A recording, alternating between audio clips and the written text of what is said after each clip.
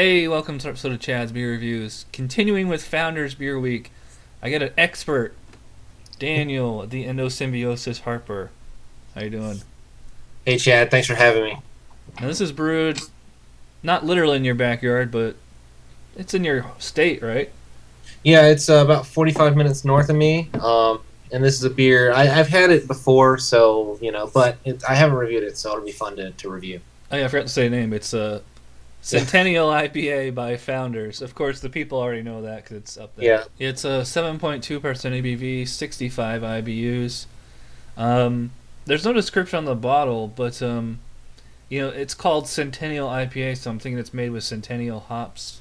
yeah, it's a single hop IPA. It's all Centennial. Oh, okay, so that'll be interesting because I don't know if I've ever had a single hop IPA before. So, all right, so we're back. I'm using a tulip. Dan's using just a regular tumbler, and Like IPAs and tumblers, so I like my IPAs in tulips. I'm starting to think that the tulip was invented just for IPAs. I can see that. I like the color on it. It's a marmalade. Oh yeah, it's like this kind of dark orange. It's very, very clear. There's a little bit of carbonation coming from the bottom. Yeah, I didn't get I much. didn't get a lot of head, but I didn't pour very aggressively, so That's the nice thing about the tulip is it kind of forces a head. It's kind of citrusy, I guess. Yeah, definitely a strong citrus. I mean, it really is just. I mean, again, that single hop IPA, you really do get that, primary hop characteristic. It's got that citrus. It's a little bit dry. Yeah, has that kind of black tea kind of scent to it also that I've been noticing a lot in the last like 6 months or so on a lot of IPAs now. I guess it's just my senses developing. Right. Yeah, I can tell just from smelling it's gonna be dry. Yeah, yeah. There is some sweetness though. I definitely get some of that, like, not just the citrus orangey, but that kind of, you know, uh, I guess citrus kind of quality, but it does have that a little bit of sweetness there.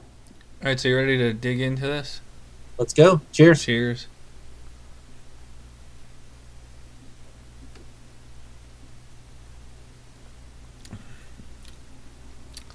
Wow, that is bitter from start to finish. Yeah, that is. It starts bitter, it's bitter in the middle, and then it finishes bitter, and then leaves you with a dry aftertaste. Um, there is a little bit of sweetness from that, like so kind of citrus quality. You do get a little bit of that, like on the far aftertaste, but it's definitely. I mean, that Centennial hops are like super Cascade in a way, So Yeah.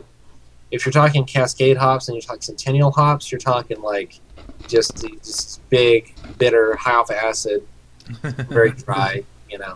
Yeah, it has that kind of powdered candy kind of taste to it that you might get like in an energy drink. It kind of tastes like Smarties almost, or Sweet Tarts, or something like that.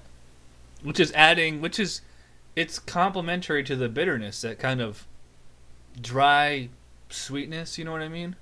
Right.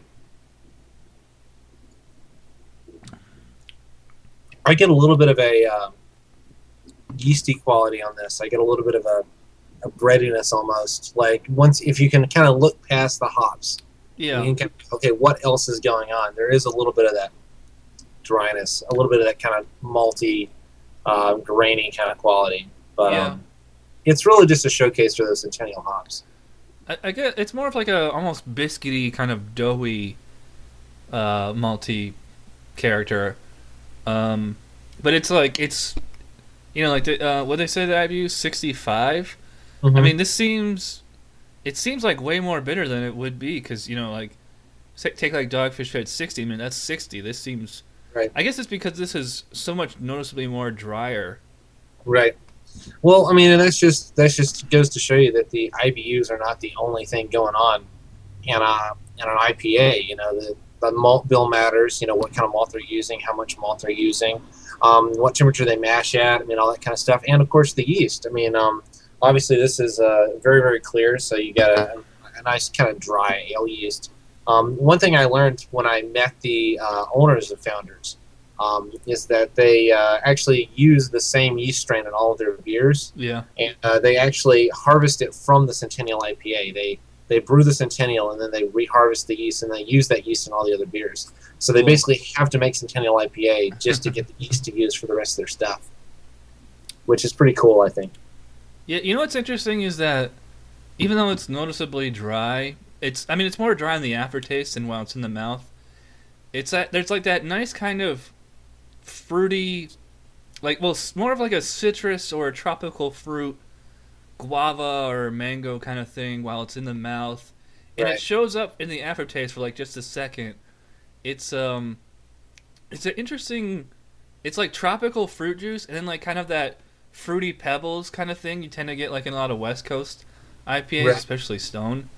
So Centennial hops really give it that. I mean, once you've gotten past the bitterness and the dryness, and once it warms up a little bit, you really do get that fruity quality. Yeah, I get a grapefruit and mangoes and that kind of stuff in this, and yeah, it's really, I mean, it's pretty hardcore to do a single hop IPA to begin with, and to make it all Centennial is just even more hardcore, you know.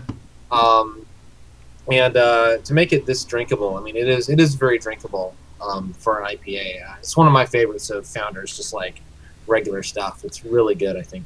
yeah. I'd agree with that. It's definitely the drinkability on this is nice because like the hops, I guess, linger a little bit. It's dry, but like it's not annoying.